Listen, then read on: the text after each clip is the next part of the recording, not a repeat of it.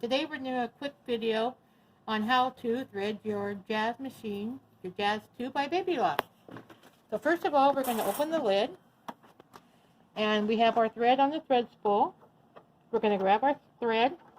We got number 1 right here. So we're going to come down like this, come around. It's going to come up. We're going to come over here, around this piece right here. It's going to come under this plate, around this glass spool.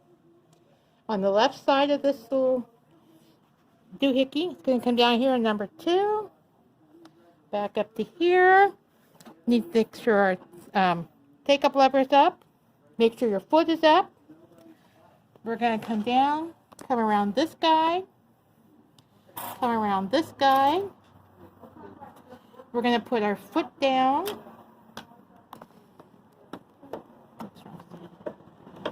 Then we're going to come around our automatic threader.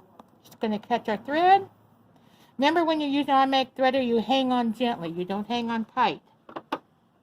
We pull our thread through, and we are threaded.